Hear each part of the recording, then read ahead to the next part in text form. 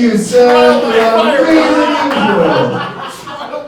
Come on, you fucking cowards, just tear off the plaster. There's brick behind this, we all know it.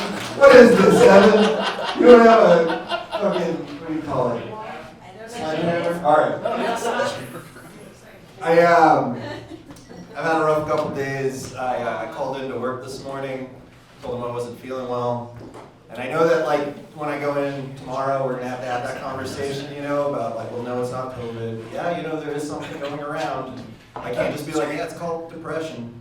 I wasn't feeling well. I didn't want to come to work. I got up and I walked into my living room and, like, took state of my life, you know. And I looked in the kitchen. I saw that giant pile of dishes.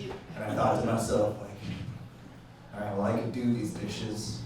Feel better about myself, or I could just starve to death and then I don't have to go to work tomorrow either. So that's win-win, you know, when you really think about it, there's solutions to be had here. Ah, yes, light, that's what was missing here was light. I feel so much better already. Like, depression's a weird thing to talk about. Like, you guys know that song American Pie? I was listening to it the other day. You know, there's that verse at the end, it's like, I met a girl who sang the blues and asked her for some happy news. Isn't that just the most 50-year-old boomer shit to say? You can see some old white guy walking up to your Some old white 50. You're right. Some old white guy walking up to Billie Holiday like, why don't you smile more, baby? Alright, you're right. Boomers older than 50. I apologize to all the Gen Xers in here and the two probable boomers. Thank you. You're the good ones. You're the good ones. We're talking about those other boomers. Alright. Do you guys know about the super volcano under Yellowstone? Yeah. So, I like to educate people a little bit with my sense. There's a super volcano under Yellowstone. It geologically has been overdue to explode like a couple of hundred years. And they say when it does, it's going to blow off half of our hemisphere. Like, I was looking at it on the internet. Apparently, there's what's called the primary blast zone, where when it blows up, like, half the country is just going to not be there anymore.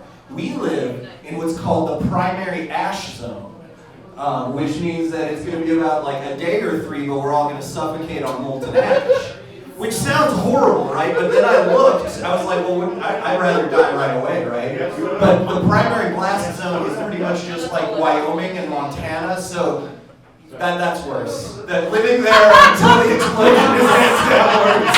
Like, I would rather choke to death on molten ash for like 4 days than spend any amount of time in Wyoming. Oh man. Wyoming is the last of the American states alphabetically and in every other regard. You know what I mean?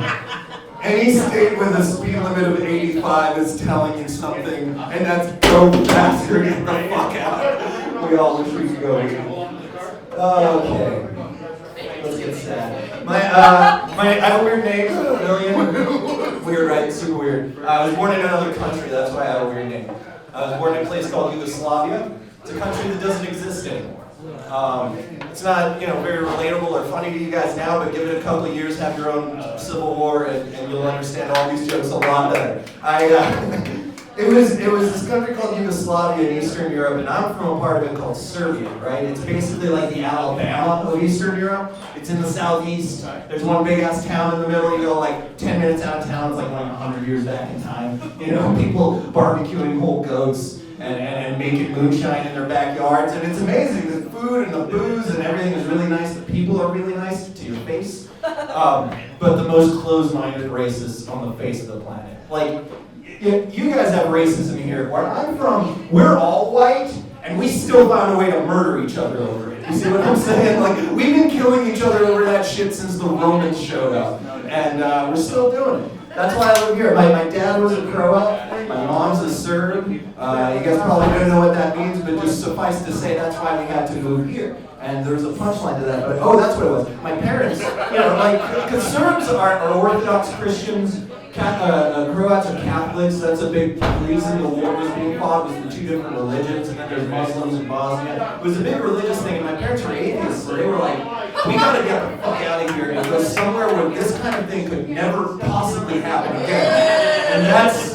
going great. New Mexico! going great. So yeah, being from somewhere else, I've never really fit in. Like I've never felt like I was part of an in-group, you know? Like I never had like at this point in my life, my preferred pronouns are we and us, just so I can feel like I'm a part of something for like a minute. You know what I mean? It's weird, man. Like what was the other follow-up to that? I can remember one of, oh yeah. Like, I'm a part of this generation that I just paid off my student loans. No, you can't woo that. That's the thing. No. I can't talk to my friends about that shit. You know, like we're millennials. All of our trauma, our entire generation's curse is these tens of thousands of dollars worth of loan debt. And I paid mine off. That's like if we were Holocaust survivors, and one day I was to walk into the room like, hey, is anybody else's tattoo fading? Am I the only one? No? Okay. Yeah, you know. It's sad, man. My entire country was destroyed by a genocide, but at least it wasn't built on like some fucking people I know. Hey, all right, give it up for Sam and everyone else who wants to follow that.